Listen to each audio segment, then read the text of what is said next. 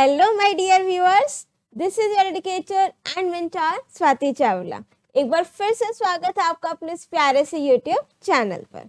You know what, काफी students कह रहे थे कि मैम क्लास 12 कंप्यूटर साइंस का सैंपल पेपर तो अपलोड हो गया, क्लास 10th आईटी के लिए कब आएगा? तो हियर इट इज। ऐसा हो सकता है हमारे व्यूअर्स कुछ रिक्वेस्ट करें और आपकी स्वाति मैम उसको कंप्लीट ना करें, कभी नहीं हो सकता। आपके रिक्वेस्ट सर आंखों पर। From this video we are going to start the series of class 10 IT sample papers as well। और अगर आपकी कोई भी रिक्वेस्ट हो तो you can mention it in the comment section as well।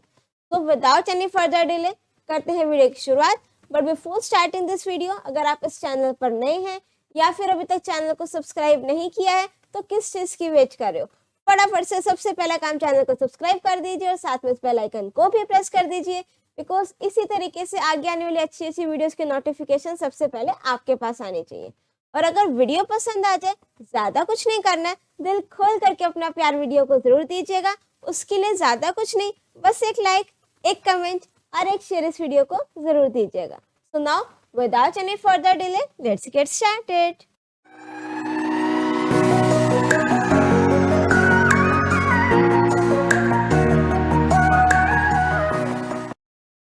So this is the sample paper which we are going to discuss in this video। कुछ general instructions given है, ये वही सेम है जो आपको CBSE इशूड सैंपल पेपर में भी mention है। Let's read it out quickly, फटाफट से इसको रीड कर लेते हैं एक बारी। और इसमें गिवन है इंस्ट्रक्शंस को केयरफुली रीड आउट करना है। आपका जो क्वेश्चन पेपर होगा उसमें 21 क्वेश्चंस होंगे टोटल और 2 सेक्शंस में डिवाइड होंगे, section A and section B. Section A basically आपका ऑब्जेक्टिव टाइप क्वेश्चंस होगा और सेक्शन बी में आपके सब्जेक्टिव टाइप क्वेश्चंस होंगे। Out of the given questions 5 + 16 you have to answer 5 + 10, that means total 15 questions in the allotted time. जो आपका time duration रहेगा that is 2 hours. और सेक्शन ए आपका जो ऑब्जेक्टिव टाइप क्वेश्चंस हैं 1 मार्क के हैं, ठीक है, नेगेटिव मार्किंग नहीं होगी। और जो सेक्शन बी है सब्जेक्टिव टाइप क्वेश्चंस 16 क्वेश्चंस हैं 26 मार्क्स के। और इसमें आपके part A, part B, parts इस तरीके से मेंशन है, राइट। तो हम इसको डिस्कस कर लेते हैं। These are the general instructions. तो सबसे पहले हम स्टार्ट करते हैं सेक्शन ए से। क्वेश्चन 1 सेम पैटर्न फॉलो किया है जो आपका CBSE इशूड सैंपल पेपर में गिवन है। Answer any 4 out of the given 6 questions on employability skills. Section A जो आपका ऑब्जेक्टिव टाइप क्वेश्चंस वाला है उसमें फर्स्ट क्वेश्चन में आपको एम्प्लॉयबिलिटी स्किल्स के क्वेश्चन गिवन होंगे। 6 में से you have to attempt any 4, और अगर 5 या 6 अटेम्प्ट कर दोगे तो फर्स्ट 4 कंसीडर होंगे। फर्स्ट मींस टोटल 4 करेक्ट नहीं, फर्स्ट 4 जो आप मार्क करोगे वही कंसीडर होंगे, राइट। तो जो फर्स्ट क्वेश्चन है that is which one of these is not a part of communication process. जब हम कम्युनिकेट करते हैं तो उसमें हमारे को किस चीज की रिक्वायरमेंट नहीं रहती है। Option is encoding, barrier, medium और फीडबैक। तो जो करेक्ट आंसर आएगा that is option B, barrier. Barrier means क्या होता है? ऑब्स्टेकल। तो ये कम्युनिकेशन प्रोसेस का पार्ट नहीं है। कम्युनिकेशन जब भी हम करते हैं एनकोड करते हैं डेटा को, ठीक है, सो दैट उसको प्रॉपर से अंडरस्टैंडेबल हो वो।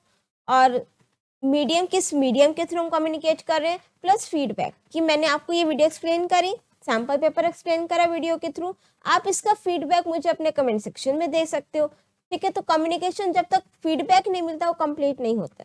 तो बैरियर जो है आपका कम्युनिकेशन प्रोसेस का पार्ट नहीं है।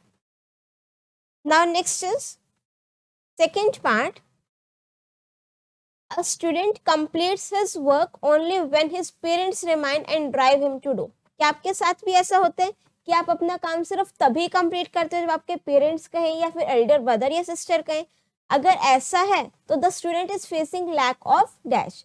तो उसके अंदर क्या नहीं है? Self discipline, self awareness, self motivation या फिर सेल्फ रेगुलेशन। तो correct answer is option C, that is self motivation. अगर कोई चीज आपको करने के लिए कोई थर्ड पर्सन कह रहा है तो दैट मीन्स आपके अंदर सेल्फ मोटिवेशन की कमी है। सेल्फ मोटिवेशन फॉर एग्जाम्पल जो अच्छे बच्चे टॉपर्स टाइप स्टूडेंट्स होते हैं ना, उनके अंदर खुद से पढ़ने की इच्छा होती है, ठीक है। उनको उनके पेरेंट्स से वो न्यू कहते हैं कि बस बहुत पढ़ लिया, थोड़ा रेस्ट भी कर लो। नेक्स्ट आ जाता है third part, which of these are stress management techniques. कौन सी हमारी जो है स्ट्रेस मैनेजमेंट टेक्निक्स हैं? एक्सरसाइज बिल्कुल है, योगा भी है, मेडिटेशन भी है, option D is all of this. तो correct answer is option D, that is all of this. Next है fourth part. The sustainable development goals are also known as dash by United Nations to address great challenges. तो ये आपके globally all over the world use होते हैं sustainable development goals, और these are also known as the global goals. Next है fifth part. Dash programs offer real-time protection monitoring your computer for any changes by malware software. कि अगर आपको real time protection चाहिए हो, ठीक है, और या फिर आपके कोई भी malware सॉफ्टवेयर में कोई चेंजेस ना कर सके, तो उसके लिए आपको किस सॉफ्टवेयर की रिक्वायरमेंट पड़ेगी. तो इसका जो आंसर है that is option D, both B and C. Right, antivirus भी और एंटी स्पाईवेयर भी. एंटीवायरस का मेन काम क्या होता है, आपके सिस्टम में जो भी वायरसेस होंगे उसको डिटेक्ट करेगा प्लस रिमूव करेगा. एंटी स्पाईवेयर का क्या काम होता है, स्पाई का मतलब होता है किसी चीज पर नजर रखना. राइट, तो एंटी स्पाईवेयर की जब हम बात करें, फॉर एन एग्जांपल आपके लैपटॉप पर without your consent, without your knowledge मैंने एक स्पाईवेयर सॉफ्टवेयर इंस्टॉल करते, तो व्हाट इट विल डू, आप जो भी सर्च करोगे, आपकी हिस्ट्री, सब कुछ, सारे डिटेल्स, वो सारे के सारे वो मुझे पता लग जाएंगी. तो दैट मीन्स आप सिस्टम पर क्या काम कर रहे हो उसको स्पाई करने के लिए, उस पर नजर रखने के लिए मैंने कौन सा एक स्पाईवेयर सॉफ्टवेयर डाल दिया. और जो इस चीज को डिटेक्ट करता है कि आपके सिस्टम में स्पाईवेयर सॉफ्टवेयर है या फिर नहीं है, उसके लिए मेरे पास कौन से सॉफ्टवेयर होते हैं, एंटी स्पाईवेयर सॉफ्टवेयर. नेक्स्ट आते हैं sixth part. Dash is the important function of entrepreneur. Entrepreneur का मेन काम या फिर फंक्शंस आप कह सकते हो. डिसीजन मेकिंग बिल्कुल है, create jobs and employment opportunities ये भी है, both A and B. So correct answer is option C, that is both A and B.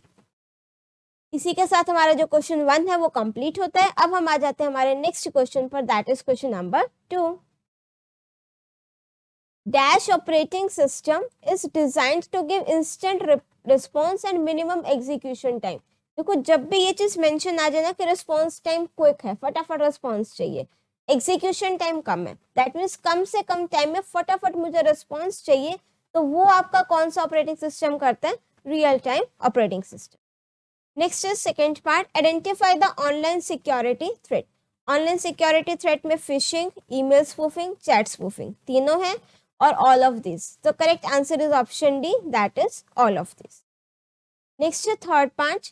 To make online transactions safe, we should verify that website is indicated through a dash in the web browser.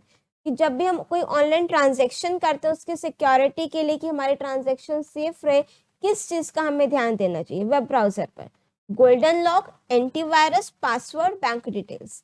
तो यहाँ पर जो रहेगा that is golden lock, या फिर आप इसको कह सकते हो पैडलॉक सिंबल भी बोलते हैं, PADLOCK. जब भी हम कुछ विजिट करते हैं तो यहाँ पर जो आपका एड्रेस बार होता है टॉप पर, ठीक है, यहाँ पर एक तो URL HTTPS से स्टार्ट होता है, प्लस यहाँ पर आपका एक पैडलॉक सिंबल बना होता है, ठीक है, गोल्डन लॉक में भी होता है या फिर वो कई बार ग्रीन कलर में भी होता है. तो that means with this website you can do the online transaction, वो आपकी सेफ रहती है. आजकल तो वन ऑनलाइन ट्रांजेक्शन आप यूँ कह सकते हो, जो ऑनलाइन बैंकिंग, जो हमारे बैंक अकाउंट्स है वो काफ़ी हमें उसको प्रोटेक्ट करके रखना चाहिए, उसको अपनी कोई भी डिटेल्स किसी के साथ शेयर नहीं करनी चाहिए. लास्ट वीक न्यूज़ भी आई थी कि बिना OTP बताए भी उसके बैंक से अमाउंट निकल गया, ठीक है. तो हमें काफ़ी ज़्यादा सतर्क, अलर्ट रहने की ज़रूरत है. Next is fourth part. अभी मेरे को ना किसी स्टूडेंट की आवाज़ आई है कि मैम हमारे तो बैंक अकाउंट है ही नहीं. अपने पेरेंट्स को तो बता सकते हो, ठीक है, आपके जो एल्डर ब्रदर सिस्टर्स होंगे, पेरेंट्स हैं, उनके बैंक अकाउंट में काफ़ी पैसा रहता है, तो आप उनको बता सकते हो कि आप लोग तो सिर्फ थ्योरेटिकल पढ़ते हो, प्रैक्टिकल इम्प्लीमेंटेशन उनको बता सकते हो. आगे आप लोग भी जब 18+ होंगे, जब हो सकता है काफ़ियों के बैंक अकाउंट्स हों, उनमें पेरेंट्स ने डिपॉजिट भी करा रखा अमाउंट, तो किस तरीके से सिक्योर रखना है वो ज़रूर आपको पता होना चाहिए. नेक्स्ट आ जाता है fourth part. At the end of every blog written always insert a dash for reader to subscribe और कमेंट. तो इसको हम बोलते हैं call to action button. Now next is fifth part. Which feature in a spreadsheet will you use to record series of commands. अगर मुझे sequence of commands को record करना है, सेव करके रखना है, उसके लिए हम क्या यूज करते हैं, option B, that is macros. Next is a dash is used to apply a group of formatting effects together to the text paragraph or a heading. तो इसके लिए हम क्या यूज करते हैं, styles. Next is question number 3. Answer any 5 of the given 6 questions. Question 6 में आप question 3 में आपको 6 पार्ट्स गिवन होंगे and you have to attempt any 5. और ध्यान रखना फर्स्ट 5 जो आप लिखोगे वो ही चेक होंगे. अगर आप 6 के 6 अटेम्प्ट कर देते हो तो 6 वाला डजेंट मैटर करेक्ट है या इनकरेक्ट है, फर्स्ट 5 ही इवेल्युएशन के लिए कंसीडर होंगे. First part is a template can be created in writer bye saving a document with dash extension. ठीक है, तो टेम्पलेट के लिए क्या एक्सटेंशन रहती है सेव करने के लिए, वो आपने यहाँ पर लिखना है. इसका जो करेक्ट आंसर होगा that is .ott. Next is B part. The dash surrounds the text as per the size of the image. कि हमारे इमेज का साइज कितना है उसके अराउंड जो है हमारा वो टेक्स्ट आ जाता है, तो वो आपका कौन सा ऑप्शन रहेगा. ठीक है, अगर आप देखो यहाँ पर ओपन ऑफिस राइटर में मेरे को यहाँ पर टेक्स्ट रैपिंग इमेज के थ्रू काफी सारे ऑप्शंस मिलते हैं.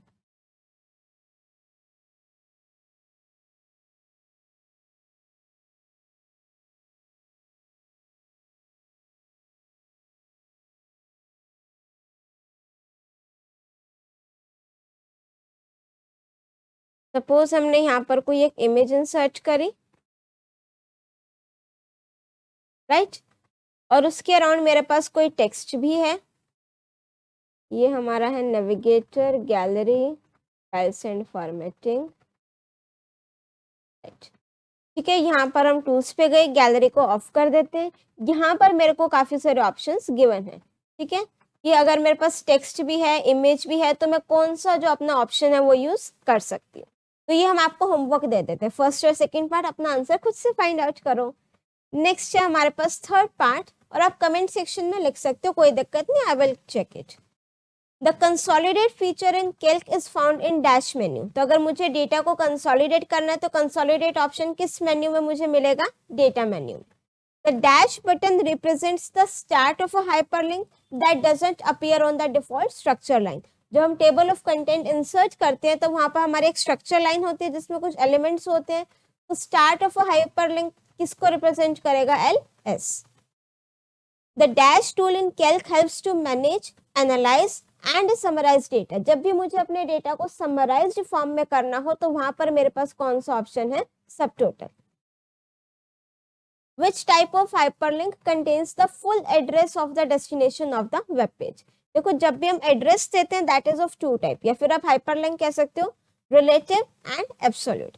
रिलेटिव हाइपरलिंक आपका वो होता है जो मैं करंट वर्किंग डायरेक्टरी से अपना पाथ दूं, वेयरएज अगर मैं फुल कंप्लीट पाथ दे रही हूँ from the root directory, from the top most directory, तो वो आपका कौन सा होता है, absolute hyperlink. Next is question number 4. Which is the correct step in Calc if we want to review edited versions of multiple reviewers at once. तो इसके लिए हमारे पास रहता है एडिट मेन्यू पे जाएंगे, चेंजेस पर जाएंगे, फिर हम कंपेयर पर क्लिक करेंगे तो हम उस चीज को चेक कर सकते हैं. Next is second part. If we want to know at what interest rate we can borrow a loan of 5 crore to be repaid in 20 years. ठीक है, person can monthly instalment of 50,000 है. Which feature of spreadsheet will be used to get the value of the interest rate? देखो back tracking हो रही है यहाँ पर. Back tracking means कि मेरे को आउटपुट तो पता है, उसके करस्पॉन्डिंग मुझे इनपुट बताना है. ठीक है, मुझे ये पता है कि मुझे 5 crore, I hope this is 5 crore, 1 2 3 4, या दिस इज 5 करोड़. ठीक है, मुझे 5 करोड़ का लोन चाहिए, 20 ईयर्स तक मुझे उसको रिपे करना है, और मंथली इंस्टॉलमेंट 50,000 की दे रहे हैं, तो कितना इंटरेस्ट रेट में उस पर लगाऊं. ठीक है, तो that means output back tracking हो रही है, आउटपुट मुझे पता है, उसके करस्पॉन्डिंग इनपुट बताना है. तो जब भी बैक ट्रैकिंग हो तो मेरे पास दो ऑप्शंस हो सकते हैं, या तो गोल सीक या फिर सॉल्वर. अब अगर एक चीज अननोन हो, एक वेरिएबल अननोन हो, एक चीज की वैल्यू ना पता हो तो गोल सीक, और सॉल्वर जनरली हम तब यूज करते हैं अगर मेरे को एक से ज्यादा चीजों की वैल्यू ना पता हो.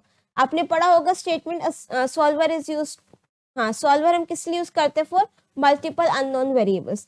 इसका मतलब क्या होता है मल्टीपल अननोन वेरिएबल्स का, कि एक से ज्यादा वैल्यूज जब मुझे निकालनी हो, बट यहाँ पर मुझे सिर्फ इंटरेस्ट रेट लिखा है, तो that means correct answer will be goal seek, right.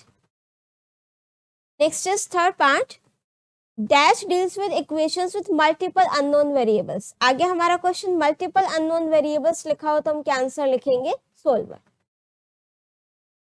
Fourth part is the dash section allows all settings to be customized to help disabled person.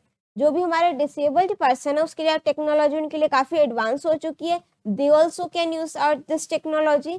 उसके लिए हमें कौन सा ऑप्शन सेट करना पड़ता है, ease of access center, यहाँ पर हमें सारी सेटिंग्स मिल जाती है। Next is fifth part, while consolidating data we are continually working with the same range of cell, then we should assign dash instead of using cell references। तो अपने जो हमारे जो रेंज ऑफ सेल है उसको हम एक नेम दे सकते हैं।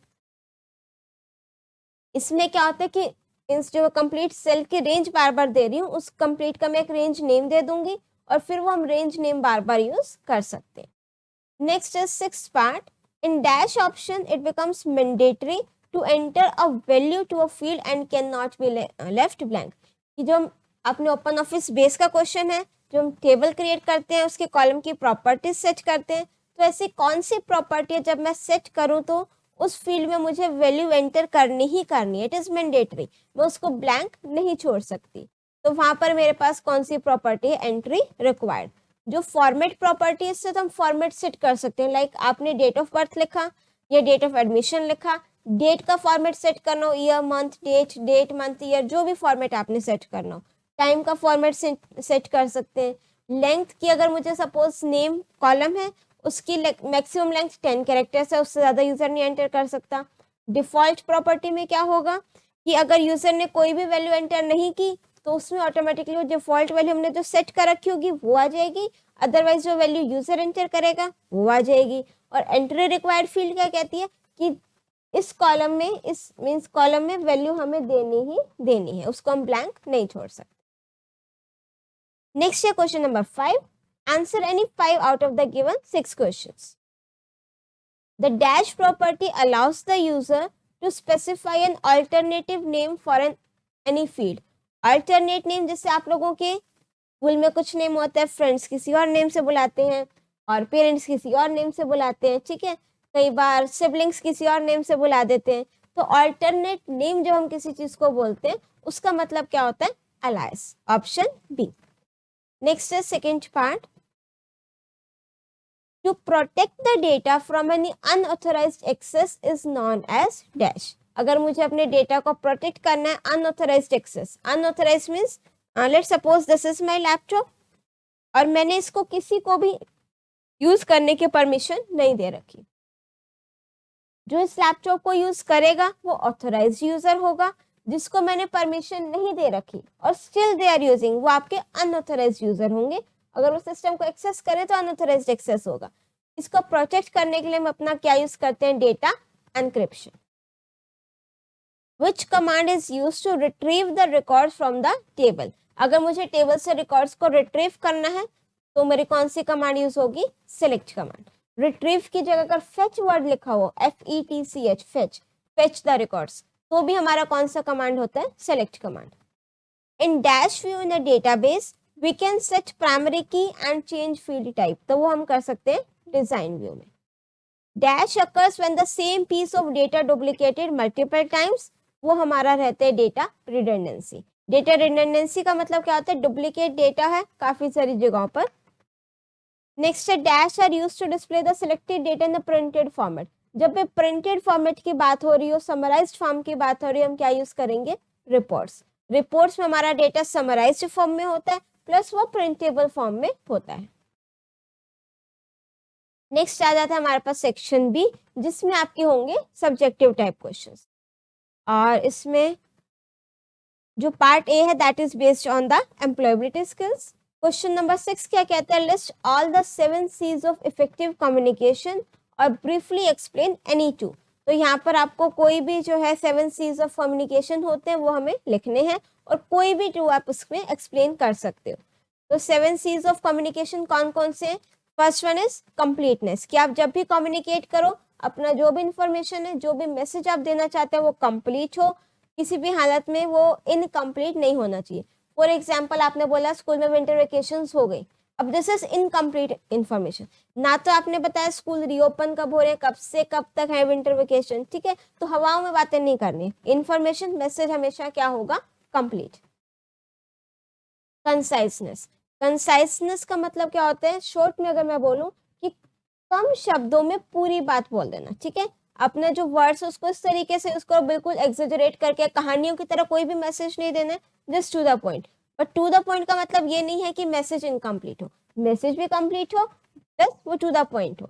what you want to convey in least possible words without foregoing the other C's of communication। Means ऐसा ना हो कि आप कुछ भी कह रहे हो, मैसेज इनकम्प्लीट है और टाइम पर भी नहीं दे रहे हो बट कम शब्दों में दे रहे हो, ऐसा नहीं है।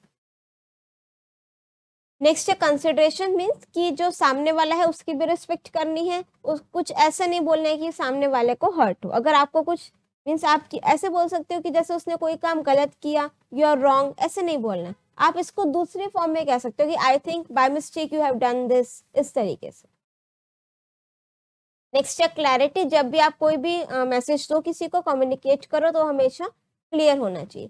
कंक्रीटनेस, कंक्रीटनेस मीन्स फैक्ट्स पर बेस्ड होना चाहिए, ऐसे ही नहीं। फॉर एग्जाम्पल मैंने बोला लेट्स सपोज नोटबुक चेकिंग का डे है और मैंने एक स्टूडेंट को बोला लिस्ट बना करके दे देना जिन्होंने नोटबुक सबमिट की और जिन्होंने नोटबुक सबमिट नहीं की।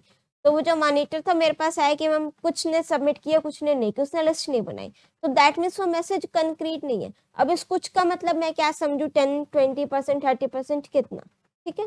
तो कंक्रीट मीन्स फैक्ट्स के बेस पर बातें होंगी, ऐसे फजी बातें नहीं होंगी। फजी मीन्स ऐसे कि कुछ भी कितना परसेंट, नो, एग्जैक्ट, राइट। तो आपका मैसेज करेक्ट होना चाहिए। कर्टियस मीन्स सामने वाले को रिस्पेक्ट करनी चाहिए, पोलाइटली उससे बोलना चाहिए। तो आप कोई भी दो एक्सप्लेन करो बट नेम आपको 7 के 7 पता होने चाहिए। नेक्स्ट है question number 7, explain any two functions of an entrepreneur. Entrepreneur के कोई भी दो फंक्शंस लिख सकते हो। First one is the decision making, हमारे जो एंटरप्रेन्योर्स होते हैं वो डिसीजन लेते हैं, ठीक है, काफी सारे डिसीजन उनको लेने पड़ते हैं। और डिवीजन ऑफ इनकम की जो भी हमारे लैंड लेबर ऑफ प्रोडक्शन हो गया, या फिर हमारे जो प्रॉफिट है उसको किस तरीके से डिवाइड करना है, एम्प्लॉयज को इनकम किस तरीके से देनी है अगर लॉस भी हुआ है तो, सारा कुछ कंट्रोल करके रखना है। एम्प्लॉयमेंट अपॉर्चुनिटीज जनरेट करते हैं, क्रिएटिवनेस होती है, इनोवेशन होती है, रिस्क टेकिंग फैक्टर ये लेते हैं, ठीक है। तो आप कोई भी फंक्शंस इसमें लिख सकते हो। Give one example each to explain how self motivation and self awareness helps in stress management. तो सेल्फ मोटिवेशन किस तरीके से हेल्प करता है, कोई भी एक एग्जाम्पल आपके अंदर खुद से पढ़ने का जुनून है, सेल्फ मोटिवेशन है। सेल्फ अवेयरनेस, आपको खुद के बारे में, अपनी वीकनेस और स्ट्रेंथ के बारे में पता है, तो इससे रिलेटेड आप कोई भी एग्जाम्पल लिख सकते हो। What are the file extensions of the following files. Text file की एक्सटेंशन होती है .txt। जब भी हम एक्सटेंशन लिखते हैं तो डॉट से स्टार्ट करना, ये चीज ध्यान रखना, सिर्फ txt नहीं, .txt। इमेज फाइल में आप लिख सकते हो .jpg, .png, .gif।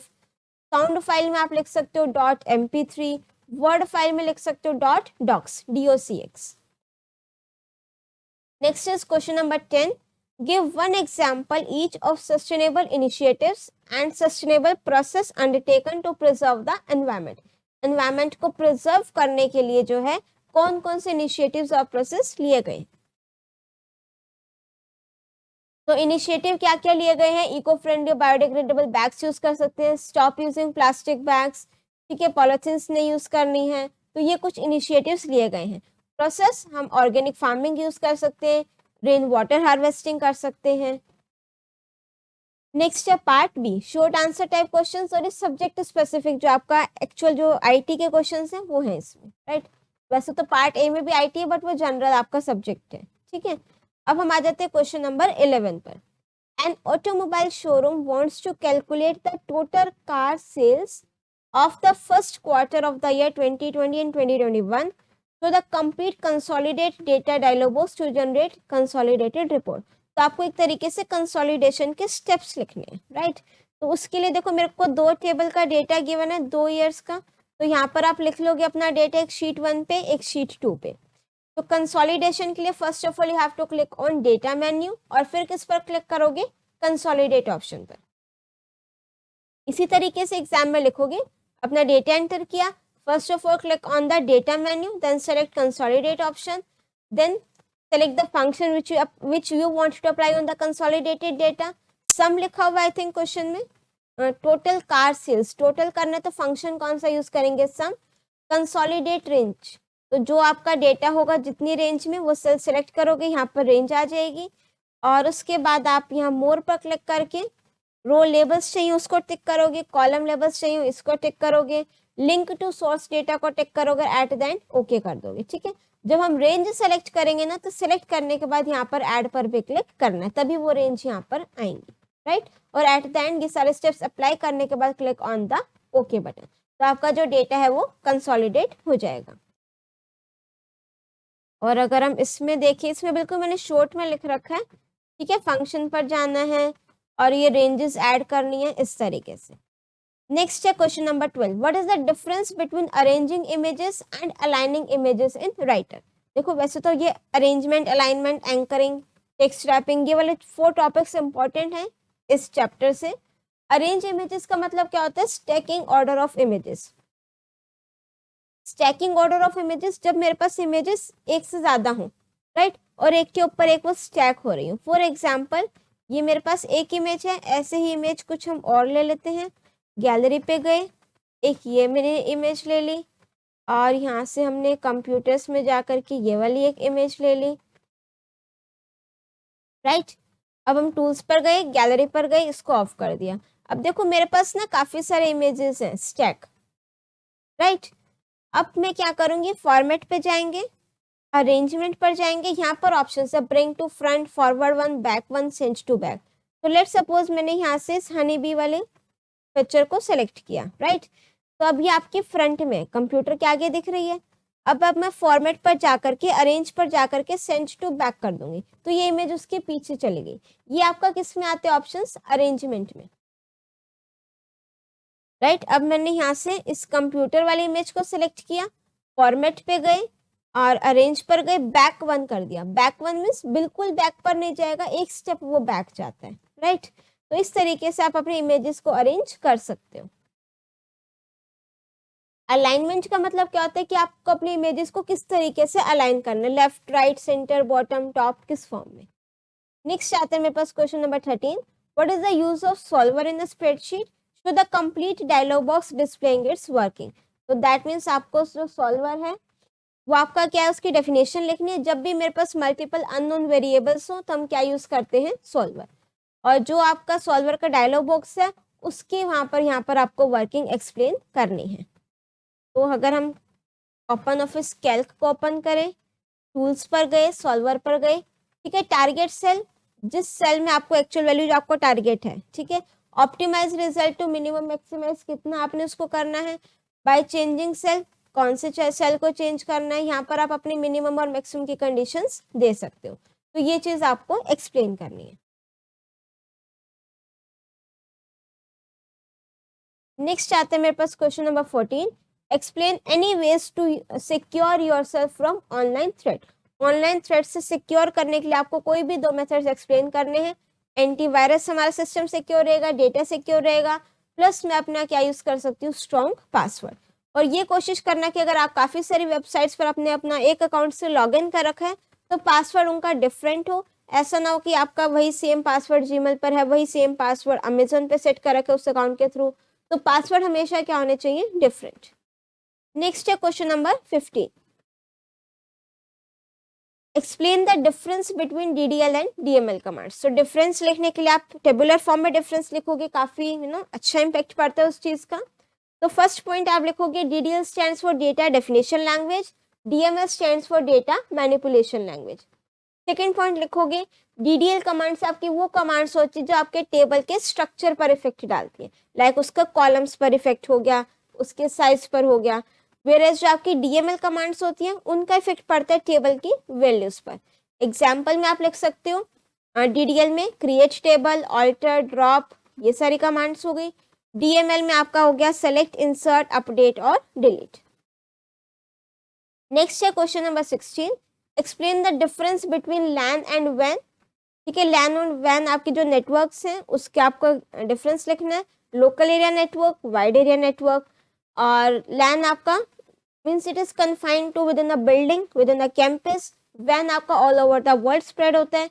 एग्जाम्पल आप लिख सकते हो school building, college building, office building, campus. और वैन में आप लिख सकते हो internet. Next is part C, ये आपका लॉन्ग आंसर टाइप क्वेश्चन रहता है। इसमें हमारा जो क्वेश्चन नंबर 17 है that is what is the purpose of the following tools in Writer. Mail merge और उसके 2 डॉक्यूमेंट्स के बारे में लिखना है प्लस टेबल ऑफ कंटेंट्स, और उसके 5 टैब्स के बारे में आपको इसमें एक्सप्लेन करना है। तो मेल मर्ज क्या होता है, जब भी मुझे एक सेम डॉक्यूमेंट मल्टीपल पर्सन्स को सेंड करना है तो हम क्या यूज करते हैं वहां पर, mail merge.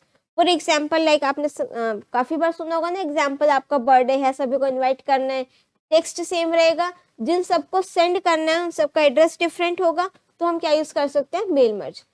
End of session है तो एनुअल फंक्शन भी होता है स्कूल में, उसमें भी अंदर का जो टेक्स्ट रहता है कार्ड का वो सबका सेम रहता है, जिसको मुझे सेंड करना है वो कार्ड सबको देने, उनका एड्रेस डिफरेंट रहता है, तो वहां पर हम क्या यूज करते हैं, मेल मर्ज। और इसमें हमारे पास 2 मेन डॉक्यूमेंट्स होते हैं, मेन डॉक्यूमेंट और data source. Main document actual text होता है जो आपने सेंड करना है। डेटा सोर्स में क्या होगा, consist of mailing list. Mailing list means जिसको मुझे वो डॉक्यूमेंट सेंड करना है उनकी details like name, contact number, address, ये सारी चीजें। नेक्स्ट है TOC. TOC means table of content, right. अगर मुझे ऑटोमेटिक इंडेक्स जनरेट करना है तो वहां पर हम इसको यूज करते हैं। और इसकी जो 5 एंट्रीज हैं लाइक इसको हम इंसर्ट पर जाएंगे, इंडेक्सेस एंड टेबल्स पर जाएंगे, ये हमारा इंडेक्सेस एंड टेबल्स का डायलॉग बॉक्स आ गया। तो ये 1 2 3 4 5, ठीक है। इंडेक्स और टेबल यहाँ पर आप टाइटल सेट कर सकते हो, टाइप में टेबल ऑफ कंटेंट आ गया, और आउटलाइन, क्रिएट फॉर्म, एंट्रीज हम सेलेक्ट कर सकते हैं। यहाँ पर आपका स्ट्रक्चर लाइन है, ठीक है। यहाँ पर आपका chapter number, entry, tab stop, hash, page number, ये सारी चीजें गिवन होती है। स्टाइल्स टैब में आप अपना इंडेक्स का स्टाइलिंग सेट कर सकते हो, कौन सा स्टाइल आपने लेना है। कॉलम्स में आप सेट कर सकते हो कि आपका जो टेबल ऑफ कंटेंट्स है वो 1 कॉलम होगा, 2 कॉलम्स होगा, 3 कॉलम्स होगा, कितना रखना है। बैकग्राउंड में हम सेट करेंगे कि हमारा जो टेबल ऑफ कंटेंट जनरेट हुआ है उसके बैकग्राउंड में कलर रखना है या इमेज रखनी है। अगर कलर रखना है तो यहाँ से कलर सेलेक्ट करके कोई भी कलर आप सेलेक्ट कर सकते हो, और इमेज सेलेक्ट करनी है तो ग्राफिक, और फिर यहाँ से ब्राउज करके आप कोई भी इमेज यहाँ से सेलेक्ट कर सकते हो, राइट। तो इसको फिलहाल हम कैंसिल कर देते हैं। अब हम आ जाते हैं हमारा नेक्स्ट क्वेश्चन पर। नेक्स्ट क्वेश्चन कहता है in an office multiple people collaborate to speed up data entry, which feature in spreadsheet will help them in this. काफी सारे पर्सन्स ने डेटा एंट्री करना है, कोलैबोरेट करके करना है, तो हम किस तरीके से करेंगे, शेयरिंग स्प्रेडशीट। अपनी स्प्रेडशीट को या फिर वर्कशीट को हम शेयर कर देंगे, ठीक है। तो वो वाले स्टेप्स आपने लिखने हैं। टूल्स पर जाएंगे, शेयर स्प्रेडशीट पर जाएंगे। जब भी हम स्प्रेडशीट को शेयर करते हैं तो हमारा रिकॉर्ड ऑप्शन ऑन होना चाहिए, ठीक है। कमेंट में हम वो सारी चीजें आ जाएंगी जो जो चेंजेस किए हैं, और फिर हम एट द एंड देखेंगे कि कौन से चेंजेस को मुझे एक्सेप्ट करना है और कौन से चेंजेस को रिजेक्ट करना है। नेक्स्ट आ जाता है मेरे पास question number 19। What are blogs, how are they useful, name any 2 online और ऑफलाइन ब्लॉग एडिटर्स। देखो ब्लॉग्स क्या होते हैं, कोई भी आप ऑनलाइन कुछ भी आप अपना लिख रहे हो, लाइक ऑनलाइन डायरी हो गया, जर्नल हो गया, ठीक है, वो सारा आपका क्या होता है, ब्लॉग। आप अपना कोई भी नॉलेज शेयर कर सकते हो, कमेंट्स पोस्ट कर सकते हो। इसके यूज क्या रहते हैं, blogs help to share knowledge of same area of interest. अगर आपने एजुकेशन का ब्लॉग बनाया तो सारा ब्लॉग, सारा कंटेंट एजुकेशन से रिलेटेड होगा। अगर आपने कोई ट्रैवल का ब्लॉग बनाया तो सारा कंटेंट उसमें ट्रैवल से रिलेटेड होगा। और वेबसाइट्स जो हैं काफ़ी सारी हैं ऑनलाइन के लिए, आप वर्डप्रेस और blogger.com, weebly.com ये सारे लिख सकते हो। ऑफलाइन में है मेरे पास Qumana and blog desk. Offline blog editors में बेसिकली होता क्या है, देखो अब मैं ब्लॉग्स बना रही हूँ, जब वो all over the internet, all over the world सबको विजिबल होने वाला है, तो सारा का सारा काम तो ऑफलाइन नहीं हो सकता। तो ऑफलाइन ब्लॉग एडिटर्स में क्या होता है कि जो मेरा एक्चुअल कंटेंट है मेरे ब्लॉग का, उसको मैं ऑफलाइन प्रिपेयर कर लेती हूँ। तो जब मेरे पास इंटरनेट कनेक्टिविटी होगी मैं उसको, अपने कंटेंट को क्या कर दूंगी, पब्लिश कर दूंगी। तो पब्लिश करने के लिए तो मुझे इंटरनेट कनेक्शन वहां पर चाहिए। नेक्स्ट आता है question number 20, differentiate between char and varchar data type. और नेक्स्ट आता है मेरे पास foreign key and composite key. तो char and varchar, char means character, fixed size character, और varchar means variable size character. For example like यहाँ पर हमने कैर डेटा टाइप को डिक्लेयर करते टाइम साइज लिखा 10 और वारकेर के टाइम हमने साइज लिखा 10, राइट। तो अब क्या होगा, जब हमने कैर 10 डिक्लेयर किया, सपोज नेम कॉलम था, उसका डेटा टाइप हमने क्या दे दिया कैर और साइज क्या दे दिया 10। तो what does this mean here char 10 कि हर बार उसको स्पेस तो कितना एलोकेट हो रहा है 10 कैरेक्टर्स का फिक्स्ड साइज। चाहे मैं नेम में स्वाति लिखूं, चाहे कोई भी बड़ा सा नेम ले लो, अमिताभ बच्चन सर का नेम लिख दे, ठीक है, तो वो 10 के स्पेसेस 10 कैरेक्टर्स ही एलोकेट करेगा। सपोज मैंने स्वाति लिखा 5 कैरेक्टर्स है, तो एलोकेट वो मेमोरी में कितने कर रहा है 10, राइट। बाकी जो रिमेनिंग 5 है वो आपका वेस्ट जाएंगे। बट वारकेर 10 क्या करता है, 10 मैक्सिमम है, इससे कम जितना आप नेम लिखोगे उतने ही स्पेस वो एलोकेट करेगा, वेस्टेज नहीं होगी। लाइक मैंने स्वाति लिखा 5 कैरेक्टर्स हैं, तो 5 ही इसमें आपके क्या होंगे, वो स्पेसेस एलोकेट करेगा, 10 एलोकेट नहीं करेगा। और फॉरेन की और कंपोजिट की, फॉरेन की का कंसेप्ट आपका तभी हमेशा यूज होगा जब मुझे दो टेबल्स के बीच में रिलेशनशिप डिफाइन करना हो। तो एक कॉलम आपका दोनों टेबल में सेम जरूर होता है, वो कॉलम आपका एक टेबल में प्राइमरी की का काम करता है, दूसरी टेबल में वो आपका फॉरेन की हो जाता है। और कंपोजिट प्राइमरी की it refers to a combination of 2 or more attributes, that is fields that uniquely identify the records in a table। जब मेरे पास एक कॉलम ऐसा ना हो जो मेरे रिकॉर्ड को आइडेंटिफाई कर दे यूनिकली, लाइक ना तो मेरे पास रोल नंबर है, ना रजिस्ट्रेशन नंबर है, ना आधार कार्ड नंबर है, इनमें से कोई कॉलम नहीं है, तो मैं नेम और एड्रेस कंबाइन करके अपना एक कंपोजिट प्राइमरी की सेट कर सकती हूँ, राइट।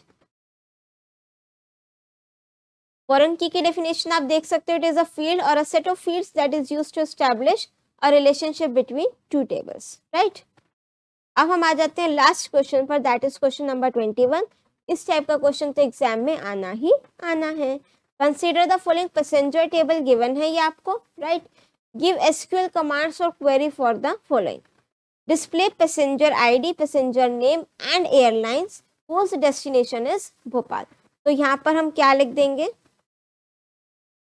सेलेक्ट कमांड यूज करेंगे, राइट। सेलेक्ट क्या क्या डिस्प्ले कराना है, पैसेंजर आईडी, तो हम यहाँ पर क्या लिख देंगे, पैसेंजर आईडी, कोमा करके पैसेंजर नेम, आपको कॉलम का नेम लिखना है, right.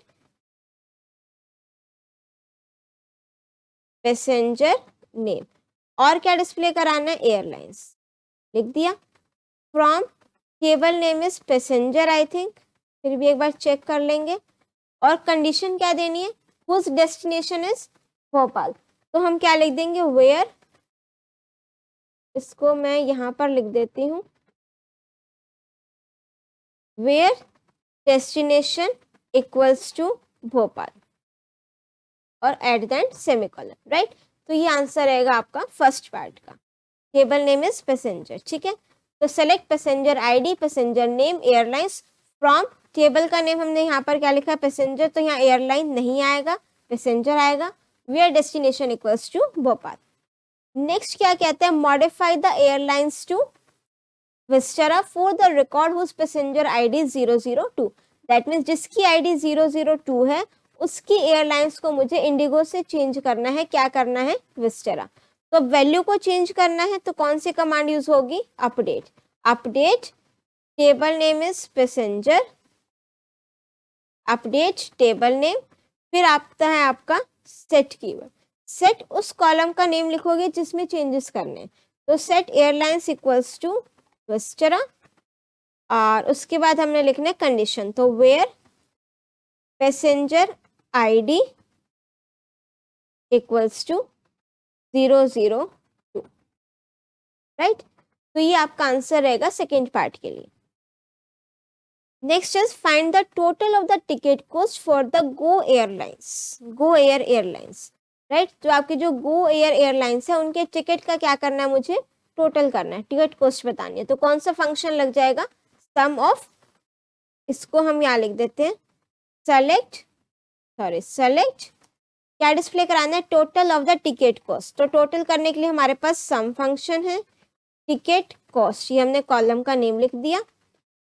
From table name is passenger, और कंडीशन क्या गिवन है, for the Go Air airlines, तो कंडीशंस किस में आती है, वेयर में, तो where airlines equals to go Air, right. तो सेलेक्ट सम, यहाँ पर सॉरी टिकट कोस्ट COST आएगा, इसको करेक्ट कर लीजिएगा, ठीक है। From table name passenger where airlines equals to go Air. Next है मेरे पास fourth part, display passenger ID, date of arrival and destination for the records whose passenger name has N in the second place. तो यहाँ पर हम क्या लिख देंगे, सेलेक्ट, और फिर आ जाएगा आपका पैसेंजर ID, कोमा करके डेट ऑफ अराइवल, डेट, देखो यहाँ पर जो क्वेश्चन में गिवन है date of arrival simple given है, वो तो लिख सकते हैं, बट हमने क्या लिखना है, जो कॉलम का नेम होगा, date of arrival and destination, right. From table का नेम हम लिखेंगे पैसेंजर, और whose passenger name has N in the second place, तो वेयर पैसेंजर नेम, इसके लिए हमारा लाइक ऑपरेटर यूज होता है, ठीक है। इसमें हमारे दो वाइल्ड कार्ड ऑपरेटर्स यूज होते हैं, अंडरस्कोर और percentage, underscore for single character और परसेंटेज फॉर एक से ज्यादा कैरेक्टर्स के लिए। तो एन उसने फिक्स कर दिया सेकंड प्लेस पर, तो फर्स्ट प्लेस पर मैंने कहा कि अंडरस्कोर लगाया, एक ही कैरेक्टर आना चाहिए, फिर मैंने सेकंड पर क्या लिख दिया, एन, उसके आगे कितने भी कैरेक्टर्स हो सकते हैं, मल्टीपल कैरेक्टर्स के लिए क्या लिख दिया, परसेंटेज। तो करेक्ट आंसर इज, ये सारा लिख देना, where passenger name like N and then percentage, right. अगर आपको कोई भी डिटेल किसी भी टॉपिक्स पे डिटेल एक्सप्लेनेशन चाहिए, सारी की सारी वीडियोस ऑलरेडी चैनल पर अपलोडेड है, आप फटाफट से उसको चेकआउट कर सकते हो। इसी के साथ हमारा जो क्लास 10 IT का सैंपल पेपर है वो कंप्लीट होता है।